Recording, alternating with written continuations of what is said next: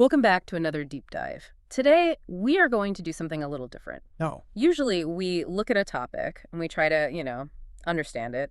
Today, we are going to look at a paradox. A paradox that is, I would argue, defining the future of an entire subcontinent. Right. It's this tension that sits right at the heart of modern India. I mean, if you look at the headlines, the economic engine is just roaring. Absolutely. Fifth largest economy, aiming for third. We're building these massive skylines, we're launching rockets, we are pulling people out of poverty at a rate that is, frankly, historic. But, and this is the huge but, the paradox, that same engine is spitting out this environmental exhaust. An exhaust that threatens to poison the very people it's supposed to be serving. Exactly. It's a real catch-22. It is the classic development dilemma.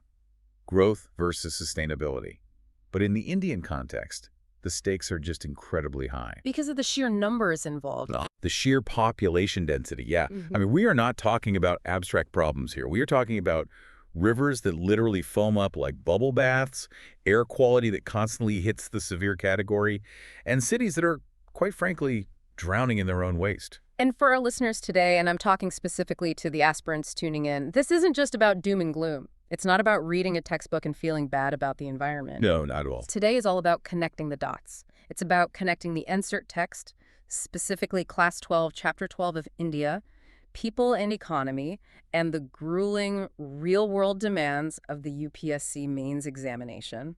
That is the mission. That's what we're here to do. We are taking the raw data, the core concepts from the chapter geographical perspective on selected issues and problems, and we are going to map it directly to the questions that the UPSC has been asking. Right, from 2013 all the way up to 2025. All the way. We want to move you from just, passively reading the chapter to actively analyzing it. So you can use it as a weapon in the exam hall. Precisely. Okay. But before we jump into the murky waters of the Yamuna or the Smog of Delhi, I want to officially welcome you to the Simplified UPSC by PPP YouTube channel. Welcome. If you are here, if you're listening to a deep dive on NCERT geography, you are serious about your prep. And we are just as serious about helping you get that edge. So here is the deal. This is our immediate call to action. Before we get into the weeds, please hit that subscribe button. It really, really helps the channel grow and lets us reach more serious aspirants just like you. It makes a huge difference. And if you find value in these deep dives, and if you are in a position to, please consider supporting us on Patreon.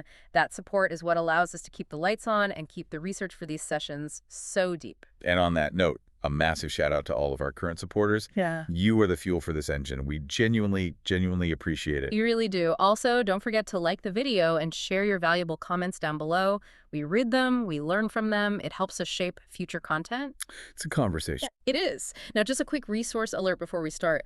The free notes with practice previous year questions, or PYQs, are available on our public Telegram channel. The link is in the description. But, and this is important, if you want the full premium experience. Right, listen closely here. If you want access to all the videos in this series at once, plus the super organized premium notes with detailed model mains answers, you need to join the private Telegram library. The model mains answers are, I think, particularly useful because they show you exactly how to structure the data we are about to discuss into a high-scoring answer. It's the application, so just DM us on the public Telegram channel to join that private library.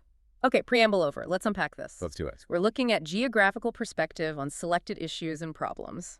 It sounds a bit dry, doesn't it? A bit academic. It does sound like academic jargon, I'll give you that. But if you scratch the surface, it's not dry at all. It's actually a catalog of crises. We are talking about pollution, urban waste, the chaos of rural-urban migration, slums, land degradation. All the big ones. And the key here is looking at it through the lens of a geographer. What does that actually mean? How is that different from, say, an economist or a sociologist looking at the same problems? That is a fantastic question, and it's central to everything we're about to discuss.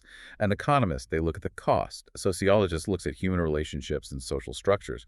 But a geographer looks at space and interaction. Space and interaction, okay. A geographer asks, why is the pollution here and not there? How does the physical landscape, the mountains, the wind patterns, the river gradients, how does that interact with human activity to create the problem? So we are not just saying pollution is bad, we are asking where does the pollution go, why does it accumulate there, and who is affected by its location? Precisely. It's the where and the why there. That's the geographical perspective. Okay, let's start with section 1, the pollution paradigm. The NCERT defines pollution pretty simply, right? It's the release of substances or energy from human activities. Right. It's a straightforward definition. But the text immediately makes a very specific distinction that aspirants should really lock onto. It distinguishes between pollution and pollutants. Okay, break that down for us. It sounds like a small difference. It sounds small, but it's conceptually huge. Pollution is the state of the environment. It is the effect. The river is polluted. Pollutants are the agents causing it. They are the substances themselves. The cause and the effect. Exactly. And the text throws a bit of a curveball here. It says pollutants can be natural. Natural, you mean like volcanic ash or something? Exactly that. Or erosion, landslides, decaying plants. All of these add foreign matter to the system. But, and this is the crucial part, the NCERT, and therefore the UPSC, focuses almost entirely on human-generated pollutants. Why is that? Why the focus on us? It comes down to scale and mechanism.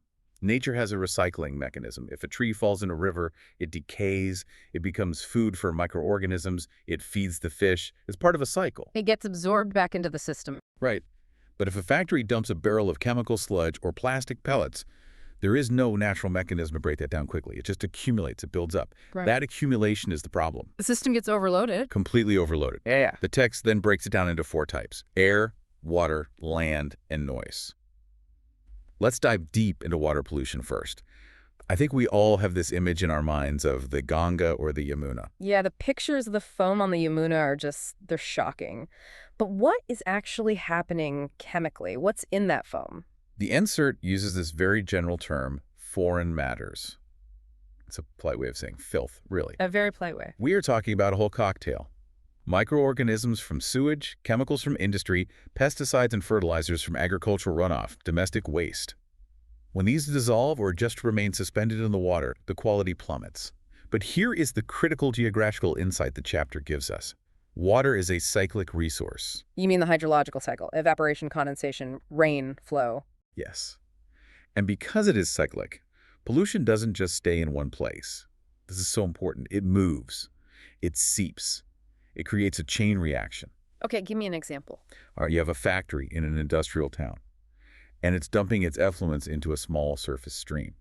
That stream, of course, feeds a larger river. But some of that polluted water doesn't just flow away. It seeps down, percolates through the soil. Down into the groundwater. Exactly, into the aquifer. So the toxicity, the heavy metals, the chemicals, they travel underground. They end up in the very aquifer that a village 50 miles downstream relies on for their well water. So the villagers didn't create the pollution at all? Not at all. Mm. But the geographical cycle, the movement of water through the landscape, brought it right to their doorstep, or rather, right into their drinking water. That's terrifying. It basically means there is no such thing as local water pollution. It eventually goes everywhere. In a connected watershed, essentially, yes, it has a tendency to spread. The NCERT specifically calls out the Ganga and the Yamuna as the 2 most highly polluted rivers in the country. No. No surprise there. No surprise. But there is another dimension here that often gets missed in Maine's answers: the seasonal variation. Oh, interesting. You mean the difference between, say, summer and the monsoon season? Precisely. The text notes that the concentration of pollutants is at its absolute highest in the summer. Why is that? I would have thought maybe the heat might burn some of it off, or perhaps industry slows down in the summer. Not at all. Industry keeps humming. Right. The issue isn't the amount of pollution being dumped, it's the volume of water available to dilute it. Ah, okay. India has a monsoon climate. In the rainy season, from June to September, the rivers are full. They are raging. There is a massive volume of water rushing through. As the old and slightly problematic saying goes, dilution is the solution to pollution. The pollutants are still there, but they are spread out in a much larger volume of water. Okay, so they're less concentrated. And in summer? In summer, the flow can drop drastically. Hmm. The river shrinks to a fraction of its monsoon size. But that sewage pipe from the city, it's still pumping out the exact same amount of waste, 247. So the ratio of water to waste gets completely skewed? Completely. The concentration spikes, the water becomes lethally toxic. That's when you see the massive fish kills. That's when the river literally turns black. That is such a crucial point for answer writing. It shows a much deeper understanding. If you are proposing a solution, you have to account for that lean season. You can't just design for the average annual flow. You absolutely cannot. Your solution must be robust enough for the summer stress period. And the health impact of all this is just staggering. The text says waterborne diseases. We're talking diarrhea, intestinal worms, hepatitis. They account for about 1/4 of all communicable diseases in India. 1/4, 1 in 4. That is a massive, massive anchor on the country's economy. You can't have a productive workforce if 1/4 of their illnesses are coming directly from the water tap. It's a huge developmental hurdle. It traps people in a cycle of sickness and poverty. Now let's see how the UPSC asks about this. Let's make this practical. We have the 2013 General Studies Paper 3. It asked, and I'm paraphrasing, to discuss strategies for river water pollution control and management, taking the Ganges as an example. A very direct question. So if I'm sitting in the exam hall armed with this NCERT chapter, how do I tackle that? How do I avoid giving a generic answer? Okay, great question. The first thing is structure.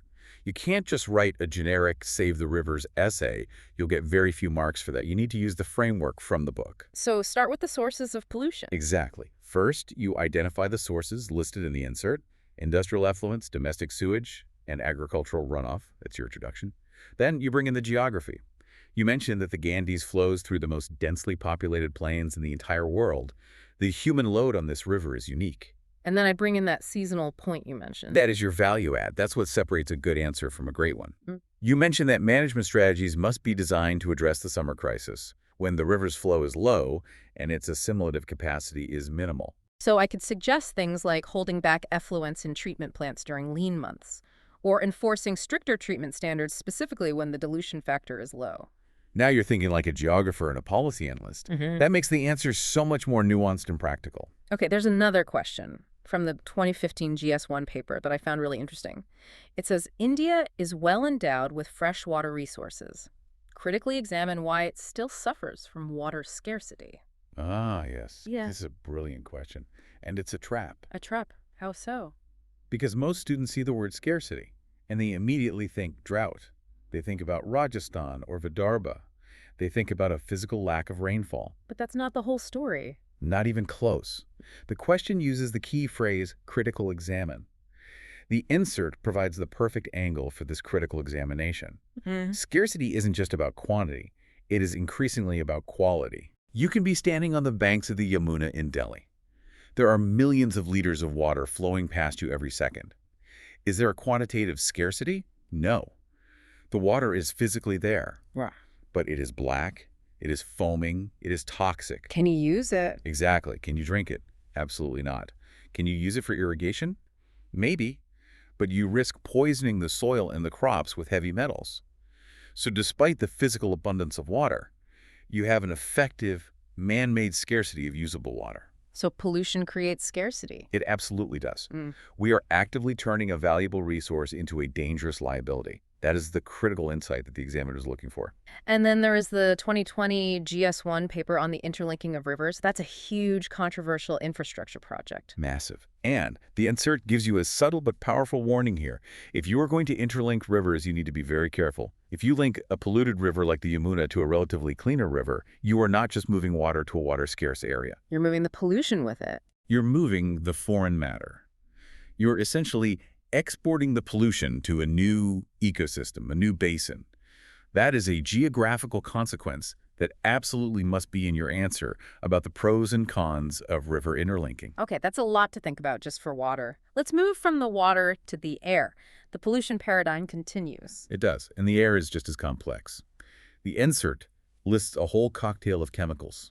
Oxides of sulfur like SO2 and SO3, nitrogen oxides, carbon monoxide, lead, asbestos. It's the chemistry set of industrialization, really. It is. The sources are what you'd expect. Combustion of fossil fuels, coal, petrol, diesel and power plants, vehicles and industries. Also mining, which throws up a lot of particulate matter, and even solid waste disposal when garbage is burned in the open. But what I found fascinating is how the text connects this chemistry to meteorology, to the weather. It specifically mentions urban smog. Smoky fog.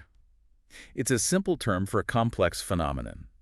But let's dig into the acid rain mention, because the text has a very specific detail here that's pure gold for an answer. It says, the first rain after summer typically has a lower pH value.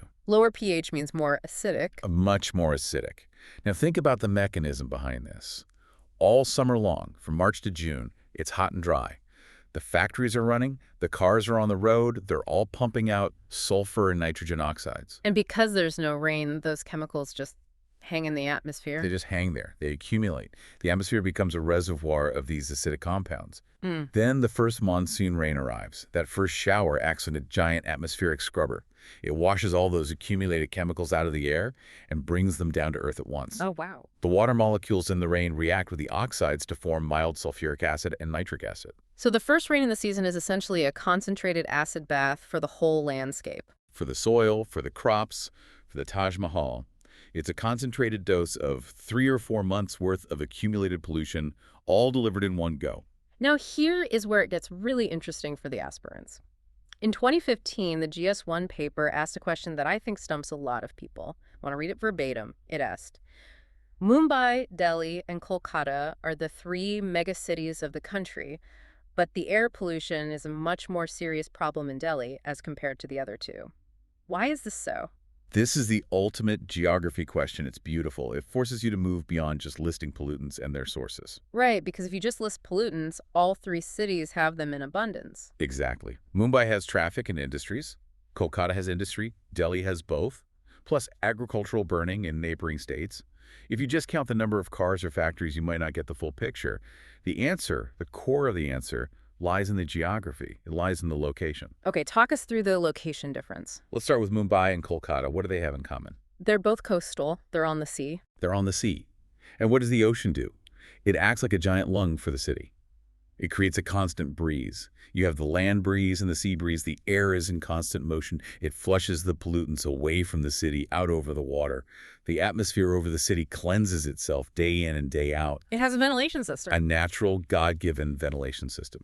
And Delhi. Delhi is landlocked. It's stuck in the middle of the northern plains. It's landlocked. It creates what geographers call a continental climate. And in winter, something very specific and very dangerous happens, called a temperature inversion. Okay, explain that. I know that usually air gets colder as you go up in altitude, right? Correct. That's the normal state of affairs. Warm air near the surface rises, cools, and disperses pollutants with it. But in a typical Delhi winter night, the ground gets very, very cold. It radiates its heat away quickly. This cold ground then cools the layer of air right near the surface. But the air a few hundred meters above it is still slightly warmer. So you have a situation where you have a layer of cold, dense air trapped at the bottom with a layer of warmer, lighter air sitting on top of it. It creates a lid. A lid. So the cold air at the bottom, which is full of all the smoke, exhaust, and dust from the city. It cannot rise. It's trapped. The warm layer above it acts like a lid on a pot. The pollutants have absolutely nowhere to go. They just sit there, accumulating hour after hour, day after day. So it's like the city is forced to breathe its own stale, polluted air over and over again. That is the perfect analogy. The city chokes on its own emissions, while Mumbai and Kolkata can breathe because of their geographical advantage. It's not just the cars, it's the geography. That is such a clear and powerful explanation. If you can draw a simple diagram of that inversion layer in your answer showing the trapped pollutants, You're definitely getting extra marks. Diagrams are gold in geography answers. It shows you truly understand the spatial mechanism at play. let's shift gears to a form of pollution that I think often gets ignored. We tend to focus on what we can see, like smog, or what we can smell. But the NCERT spends time on noise pollution. It's the invisible stressor. And the text defines it quite well. It says it's location specific. Which makes perfect sense. If I'm 5 kilometers away from the highway, I don't hear it. But the particulate matter from the trucks would still reach me on the wind. Right. The intensity declines dramatically with distance. The main sources are pretty obvious: industrial areas, airports, major traffic arteries. But there is a specific clipping in the source material about ocean noise that really caught my eye. Yes, from the Scripps Institute of Oceanography. This is a high-value data point. Aspirants, please write this down. The study found that ambient ocean noise has increased tenfold since the 1960s. Tenfold, not 10%, 10 times. That's exponential growth. It is. And it's driven almost entirely by one thing: global shipping. The number of ships, the size of ships, the speed of their engines, it is all exploded.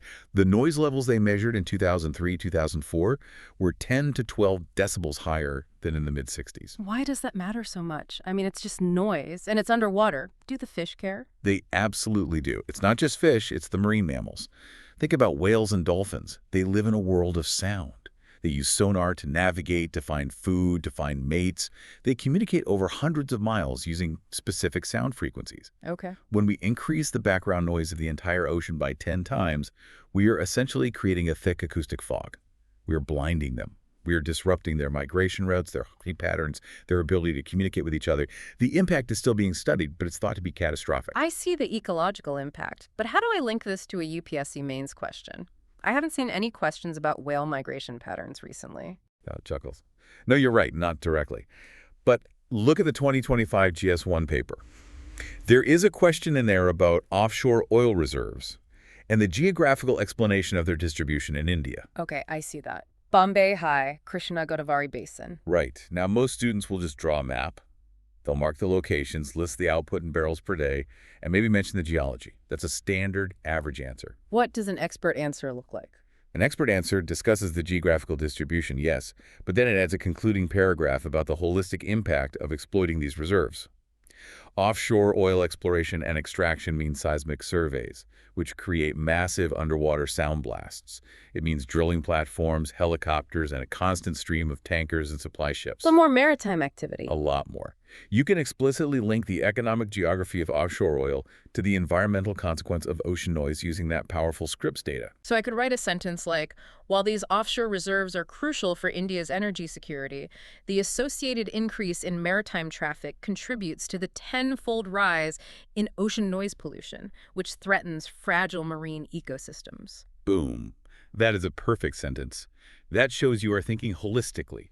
You are connecting economy to ecology. That is what the examiner wants to see. That's a fantastic pro tip. Always look for the environmental cost of the economic resource you're discussing.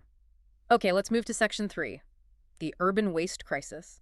Or, as I like to call it, the Mount Trashmore problem that every Indian city is facing. The NCERT defines solid waste pretty broadly. Old used articles, stained metal, broken glassware, plastics, ashes, refuse, garbage. Basically everything we throw away. It comes from households and from industries. But there is a statistic buried in this section that is so powerful because it exposes the deep inequality in our cities.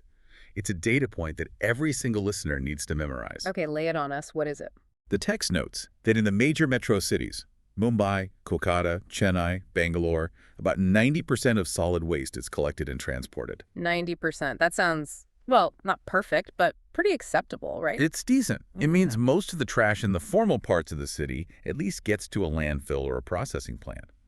But, and here's the contrast that will blow your mind, in most other cities and towns in India, and we are talking about hundreds and hundreds of urban centers, the collection rate is between 30 to 50%. Wait, say that again? Up to half. Half the garbage generated is just left there. Left there. Left on the streets, piled up in open spaces between houses, dumped in wastelands and on the banks of rivers. It is never collected by the municipality. So you have half the city's refuse just sitting there rotting in the sun. Exactly. And the consequences are both biological and chemical. Biologically, these mountains of garbage become perfect breeding grounds for disease vectors. Flies, rats, mosquitoes. The text explicitly links this to diseases like typhoid, diphtheria, malaria, and cholera. And the chemical consequences. The untreated organic waste ferments. It decomposes anaerobically. It releases biogas, which includes methane, a greenhouse gas that's far more potent than carbon dioxide. Yeah. It also creates something called leachate. Leachate? It's a black, toxic liquid that oozes out of the bottom of the garbage pile. It's full of heavy metals and chemicals, and that leachate trickles down, just like the polluted river water, and poisons the groundwater. This is all tying together. I'm looking at the PYQs here. In 2013, GS3 asked about the legal provisions for managing hazardous waste. But I want to focus on this one from the 2025 GS1 paper. How does Smart City in India address the issues of urban poverty and distributive justice? This is where you use that 30 to 50% statistic. This is your weapon. Okay. Explain distributive justice for us in this specific context. Distributive justice is a simple but powerful idea. It basically asks, are the benefits and burdens of the city being shared fairly among all its residents? So if a so-called smart city uses fancy sensors and GPS-enabled trucks to ensure 100% waste collection in the wealthy, planned neighborhoods, but continues to leave 50% of the waste rotting in the slums or the poorer outskirts. It is fundamentally failing at distributive justice. It is not a just city. So smart city isn't just about having public Wi-Fi and smart traffic lights. Not at all. A truly smart city must bridge that waste collection gap.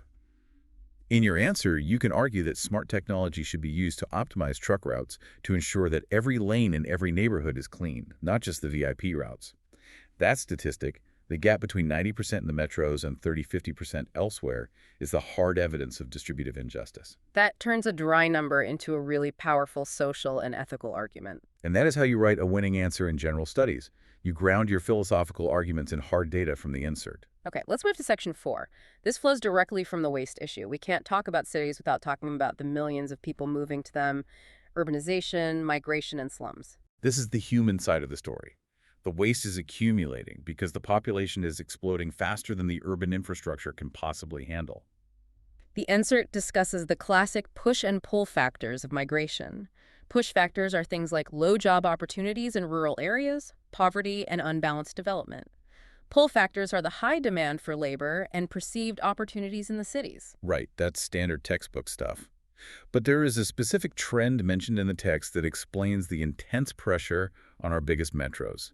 It says that poor people are often bypassing the small and medium cities. Bypassing them, so they don't move from the village to the local town and then to the bigger city. Increasingly, no. They are going straight from the remote village to the megacity.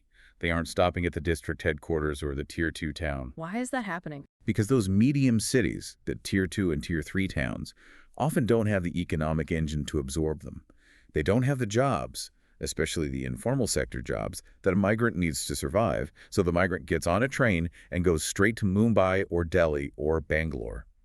This creates a massive, hyper-concentrated strain on the infrastructure of just a handful of megacities. And that leads us directly to the issue of slums. The source material has a case study on Dharavi, often called Asia's largest slum, and it quotes a writer, Seabrook, from 1996. I want to read this description because it is so visceral. It says, "Rambling buildings of corrugated metal 20 meters high, rotting garbages everywhere." Let's pause on that first part, 20 meters high. A 20-meter building is about 6 or 7 stories tall. But this isn't made of concrete and steel. It's made of flimsy, scavenged, corrugated metal sheets. One shack built on top of another. Imagine the heat inside that structure during a Mumbai summer in May. It would be an oven, an absolute furnace. And the text notes the demography of Dharavi. It's largely inhabited by scheduled castes and poor Muslims, the most marginalized sections of society. But here is the critical nuance. It's not just a dormitory where people sleep. It's a powerhouse of economic activity. It's a factory. Right, the text mentions economic activity like the treatment of hides and tanning happens inside the slum itself. Which brings the pollution issue we just discussed right into people's living rooms. Tanning leather involves chromium, arsenic, and all sorts of heavy chemicals. These are being used in a densely packed residential area with no environmental controls. The expert insight here is about the divide. The text says urban centers are not homogeneous. Not at all. They are fundamentally dual cities.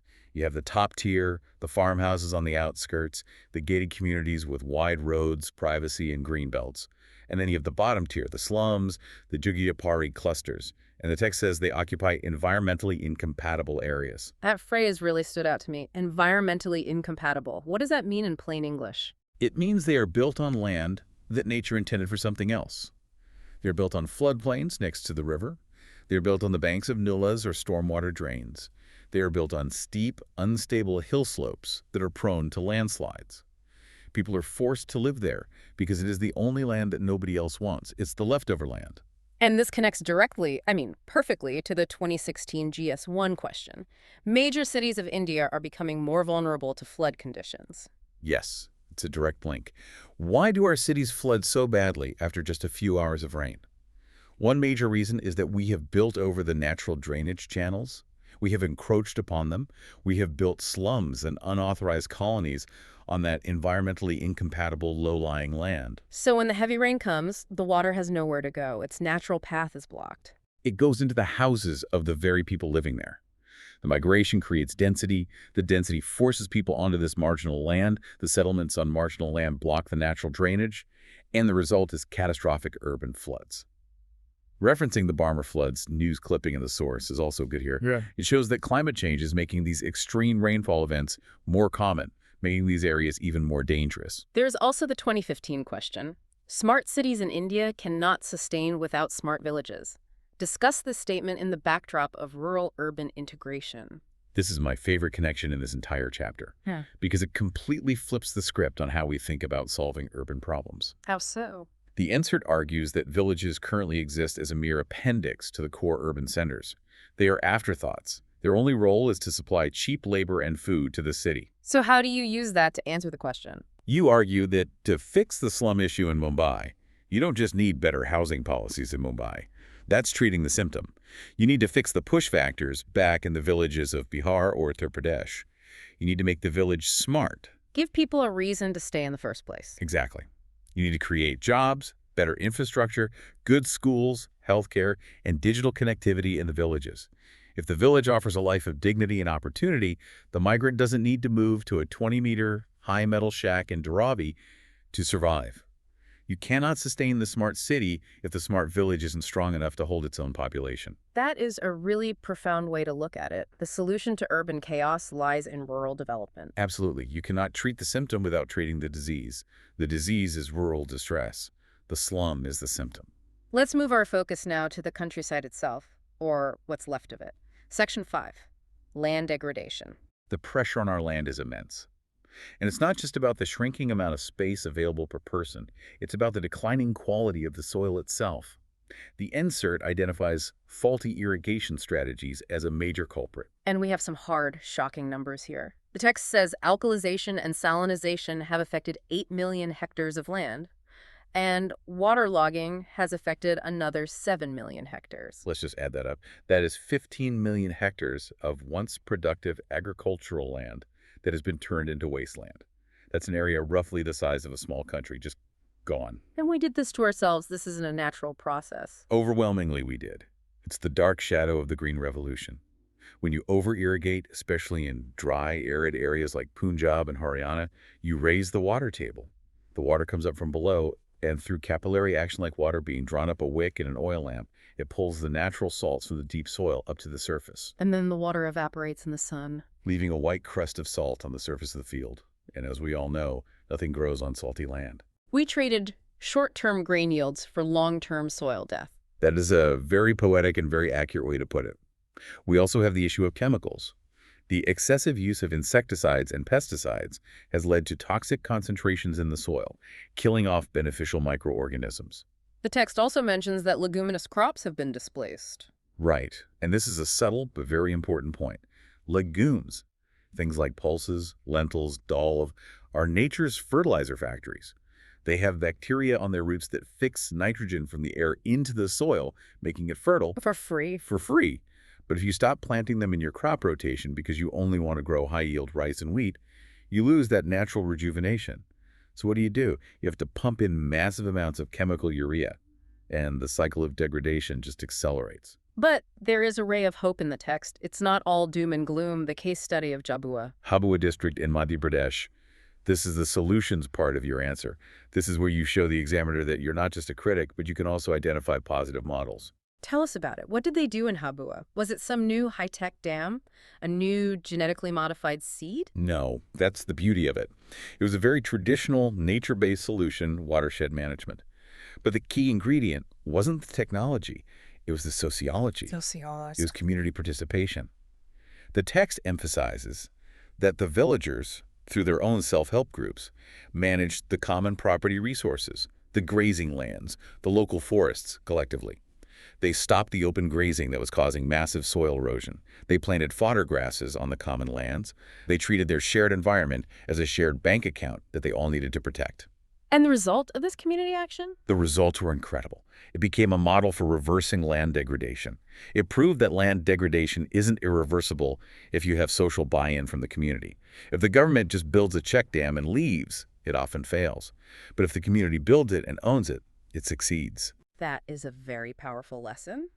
Let's look at the PYQs for this section. 2014 GS1. Why did the Green Revolution in India virtually bypass the eastern region despite fertile soil and good availability of water? Ah, great question. You can use the land degradation points here to argue about the future.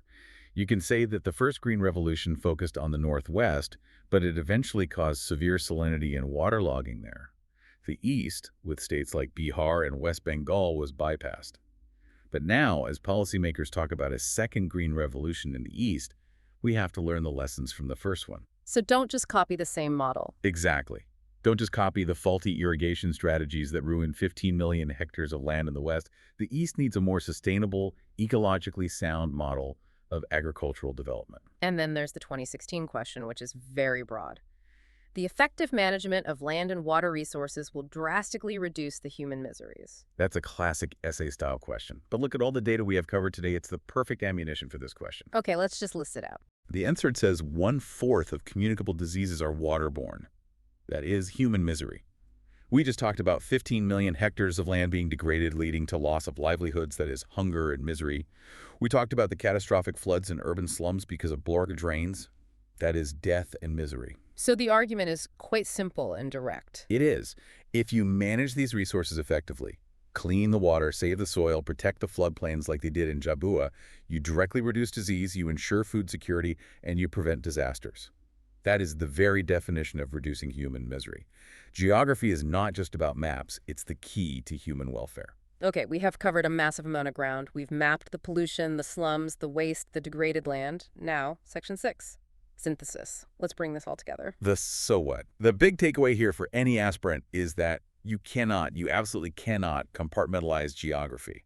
It is all about the interaction. Give us the web. Show us the links. You cannot write a good answer about smart cities without discussing the waste disposal gap, that 90% versus 30-50% statistic. You cannot write about food security without discussing the 15 million hectares of degraded land from salinization. Everything is connected. Everything. Link air pollution, specifically acid rain, to land degradation because it lowers the soil quality. Link rural poverty, the push factor, to the creation of urban slums like Dharavi, which then leads to the breakdown of urban infrastructure and causes flooding. Link industrial growth to water pollution, like the foam on the Yamuna. So if you're an aspirant listening to this, the key is not just to memorize the facts. It's to memorize the links between the facts. That is where the marks are, 100%. The examiner wants to see that you understand the system, not just the individual components. They want to see that you can think geographically. Well, this has been an absolute deep dive. As we wrap up, I want to leave you, our listener, with a provocative thought. We often look for high-tech, silver bullet solutions to pollution. We want a machine that can suck carbon out of the air. We want a fancy robot that can clean the river. We love a good gadget. We do. But the NCERT in this chapter consistently emphasizes management and policy. The Jhabua case study wasn't about a high-tech machine. It was about community participation. The urban waste crisis isn't about a lack of trucks. It's about a lack of distributive justice. So I want you to ask yourself, is India's environmental crisis primarily a failure of technology, or is it a failure of civic planning, of social equity, and of rural-urban integration? That is the million-dollar question, isn't it? And maybe, just maybe, the answer lies in the village, not in the laboratory. A quick recap of the key sources today. We used the NCERT Class 12 India, People and Economy, specifically Chapter 12. We looked at the Scripps Institute data on ocean noise, the Seabrook quote on Dharavi, and those crucial waste collection stats. And we mapped all of it to PYQs from 2013, 2014, 2015, 2016, 2020, and even the 2025 paper. Thank you so much for listening to this deep dive on Simplified UPSC by PPP. It's been a real pleasure. If you want to master these topics and really internalize these links, please check out the free notes and PYQs on our public Telegram channel. And for the truly serious aspirants, remember, our private Telegram library holds all the keys, the premium notes, the model mains answers, and the full video series available right now. Don't forget to subscribe, like, and comment. And your support on Patreon is what keeps this ship sailing. We'll see you in the next deep dive.